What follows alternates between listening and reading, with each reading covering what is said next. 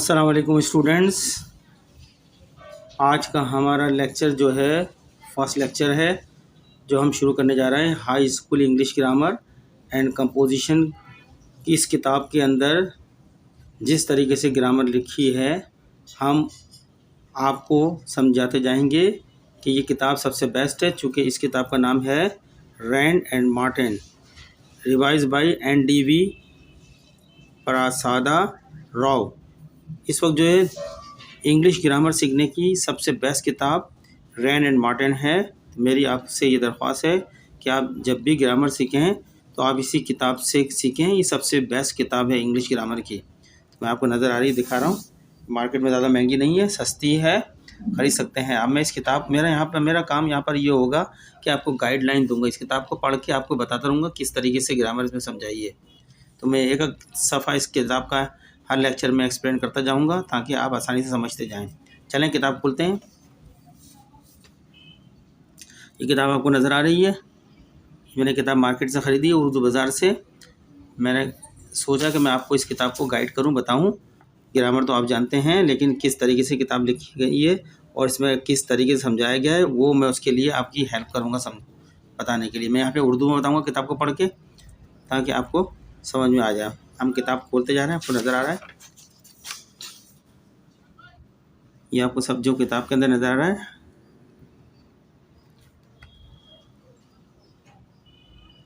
Rand and Martin किताब है ये इंग्लिश की, और ये इंडिया की किताब है, लेकिन बहुत बेस्ट किताब है ये।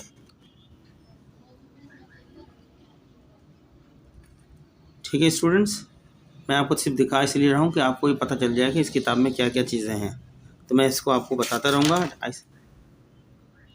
आप इसको मार्केट से परचेज़ कर सकते हैं किताब को जाके, और फिर मेरे लेक्चर देखिए। इसको जिस तरीके से बताता जा रहा हूँ उस तरीके से आप, मैं सिर्फ समझाने के बताऊँगा। किताब में खुद सब कुछ लिखा हुआ है, एवरीथिंग इज़ रिटन। राइटर ने सब कुछ बताया है, बहुत अच्छी तरीके से बताया है, क्योंकि स्टूडेंट में समझ में नहीं आती इसलिए। तो हमारा को आज नज़र आ रहा है आपको पहला चैप्टर नज़र आ रहा है हाई स्कूल इंग्लिश ग्रामर का। पहला चैप्टर नज़र आ रहा है जो मैं आपको दिखा रहा हूँ आखिर तक। मैं इसका चैप्टर 1 और चैप्टर 2 आपको पढ़ के बताऊँगा आज के लेक्चर के अंदर, क्योंकि मैं लेक्चर को बड़ा नहीं करना चाहूँगा। यहाँ चैप्टर 1 में दिया गया है दी सेंटेंस। हमें इसमें बताया जा रहा है कि जुमले के बारे में बताया जाए, जुमले क्या होते हैं उसको हम पढ़ेंगे जिस तरह राइटर ने इसमें लिखा है अंग्रेज़ी में। मैं आपको उर्दू में बताता रहूँगा पढ़ के कि सेंटेंस यानी जुमला क्या होता है। वैसे न बता दूँ, जुमला वो होता है एक ग्रुप ऑफ वर्ड्स होते हैं, उन ग्रुप वर्ड्स से किसी चीज़ का मफहूम क्लियर ज़ाहिर हो जाता है तो वो जुमला कहलाता है, वो सेंटेंस कहलाता है। देखते हैं अब इसके अंदर दी सेंटेंस पढ़ते हैं। पॉइंट नंबर 1 में बताया है व्हेन वी स्पीक और राइट, जब हम बोलते हैं और लिखते हैं, वी यूज़ वर्ड्स, हम अल्फाजों को इस्तेमाल करते हैं। जब हम बोलते हैं या लिखते हैं तो हम लफ्ज़ों को इस्तेमाल करते हैं। व्हेन वी स्पीक और write we use words, full stop. We generally use these word, आम तौर पर इन लफ्ज़ों को इस्तेमाल करते हैं इन ग्रुप की शक्ल के अंदर। सेमी कॉलन लगाया है, फिर एस कॉमा लगाया इन्होंने। जैसे कि ये एग्जाम्पल दिए इन्होंने जिसमें ग्रुप ऑफ वर्ड इस्तेमाल किए गए हैं सेंटेंस में। ये सेंटेंस है पूरा आपका। Little Jack Horner sat in a corner, ये आपको बताया लिटिल जैक हॉर्नर, ये आपका सब्जेक्ट हो गया। Little had Jack Horner sat, ये सीट की सेकंड फॉर्म में, सैट इन अ कॉर्नर। ठीक है, लिटिल जैक हॉर्नर कॉर्नर में बैठा है, एक कॉर्नर में बैठा था। आगे चलते हैं। A group of words like this, जिस तरह इसके अंदर ग्रुप ऑफ वर्ड दिए गए हैं इस तरह group of words comma which make complete sense, जो मुकम्मल मफहूम बयान करे, इस कॉल्ड अ सेंटेंस, वो जुमला कहलाता है। वो क्या कहलाता है? जुमला। ऐसे ग्रुप ऑफ वर्ड जिससे मुकम्मल मफहूम बयान हो या कंप्लीट मफहूम या कंप्लीट सेंस जो मिल जाए उसे हम कहते हैं सेंटेंस या जुमला। A group of words like this, यानी इसकी तरह बोले like this, which makes complete sense, जो मुकम्मल मफहूम बयान करे, इस कॉल्ड अ सेंटेंस, वो सेंटेंस यानी जुमला कहलाता है। ठीक है, अगली हेडिंग देखते हैं क्या है। काइंड्स ऑफ सेंटेंसेस, यानी जुमलों की इकसाम, जुमले कितने किस्म के होते हैं। ये बताया जा रहा है इसमें। पॉइंट नंबर 1 हमने पढ़ दिया, सेंटेंस का मफहूम बयान किया गया है। पॉइंट 2 में सेंटेंस यानी जुमलों की इकसाम, सेंटेंस कितने किस्म के होते हैं, काइंड बतानी समझ। पॉइंट 2 जो है, point number 2, sentences are of 4 kind, जुमले यानी सेंटेंसेस 4 किस्म के होते हैं। सेंटेंसेस आर ऑफ 4 काइंड यानी जुमले, सेंटेंस जुमले को बोलते हैं। सेंटेंसेस आर माने होते हैं और 4 काइंड 4 किस्म के।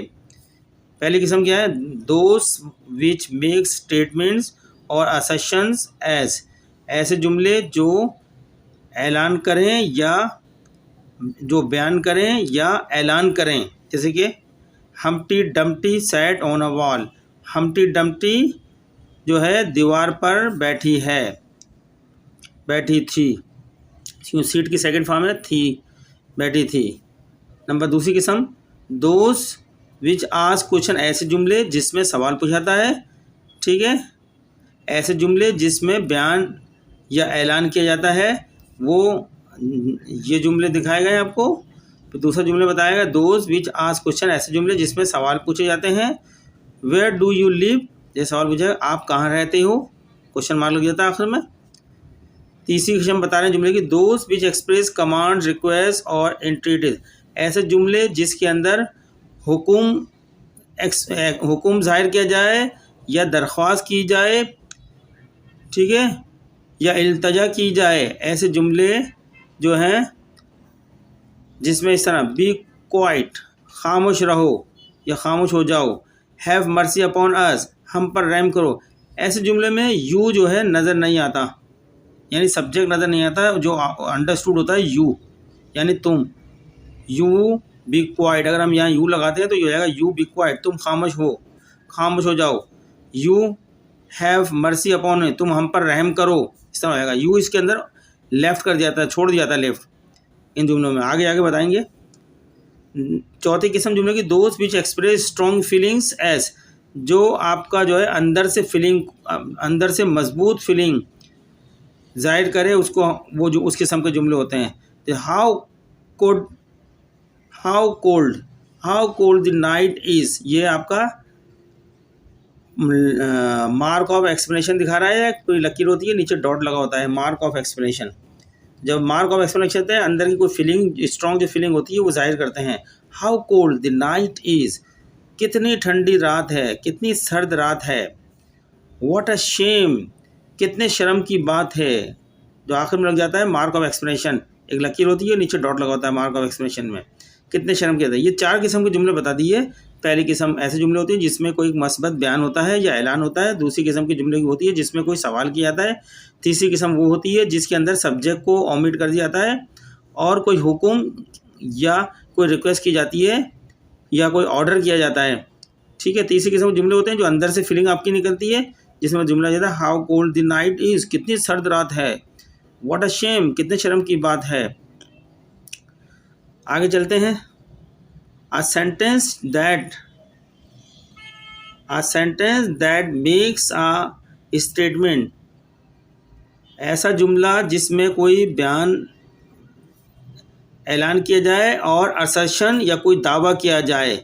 कोई ऐलान, स्टेटमेंट एक ऐलान होता है और असर्शन माने कोई दावा होता है। ऐसे जुमले जिसमें कोई ऐलान या दावा किया जाए इज़ कॉल्ड अ डिक्लेरेटिव और असर्टिव सेंटेंस, उनको ऐलानिया जुमले कहते हैं। डिक्लेरेटिव माने ऐलानिया या असर्टिव सेंटेंस कहलाते हैं। ऐसे जुमले जो हमने शुरू के अंदर पहला बताया था, दोज विच मेक स्टेटमेंट और असर्शन, और इसकी example the Humpty Dumpty sat on a wall, Humpty Dumpty दीवार पर बैठी थी। तो ये जुमले जो पहला बताया था, ये हमने 4 किस्म के जुमले बताए ना, इन चारों किस्म के अब जुमले कौन से कहलाते हैं यहाँ बताया जा रहा है। पहला किस्म बताया जा रहा है sentence that makes a statement और assertion is called a declarative sentence. ऐसे जुमले जिसके अंदर कोई मस्बत बयान दिया जाए या ऐलान किया जाए उसको हम डिक्लेरेटिव यानी ऐलानिया जुमले कहते हैं। दूसरी, a sentence that ask a question is called an interrogative sentence. ऐसे जुमले जिसके अंदर कोई सवाल पूछा जाए, सवाल किया जाए, वो जुमले जो है सवालिया जुमले कहलाते हैं, ठीक है। ये हमने दिखाया था अपने काइंड्स के अंदर टैगिंग पे। Those which are ask questions, जैसे वेयर डू यू लिव, आप कहाँ रहते हैं, क्वेश्चन मार्क। तीसरी किस्म आपकी ये इंपेरेटिव सेंटेंस क्या रही है बता देंगे। Third, sentence that express a command, ऐसे जुमले जिसके अंदर हुक्म दिया जाता है और एन एंटिटी या दरख्वास्त की जाती है, is called an imperative sentence, वो जुमले इम्परेटिव सेंटेंस कहलाते हैं। ठीक है, चौथी ये हमने इम्परेटिव सेंटेंस बताया था, यहाँ पे बी क्वाइट जुमला बनाया था, खामोश हो जाओ। हैव मर्सी अपॉन अस, हम पर रहम करो, यहाँ पे सब्जेक्ट जो है लेफ्ट आउट हो जाता है, सब्जेक्ट छोड़ जाता है, हमें पता होता है कि सब्जेक्ट यू की बात हो रही है। ठीक है, इम्परेटिव सेंटेंस में सब्जेक्ट नहीं लगा, लेकिन सब्जेक्ट यू होता है, यानी तुम से मुखातिब होते हैं वो। चौथी किस्म, a sentence that express strong feeling is called an exclamatory sentence, ऐसे जुमले जिसमें अंदर से स्ट्रॉन्ग यानी शदीद फीलिंग जाहिर हो, उसको हम एक्सक्लेमेटरी सेंटेंस कहते हैं। ये हमने दिखाए थे, यहाँ पे चौथी किस्म थी सेंटेंस की, those is express strong feeling as, example दी, how cold the night is, कितनी सर्द रात है, व्हाट अ शेम, कितने शर्म की बात है। तो स्टूडेंट ये हमारी 4 किस्में हमने बयान बताई हैं, जो रैन एंड मार्टिन की किताब का पहला सफ़ा है दी सेंटेंस के अंदर।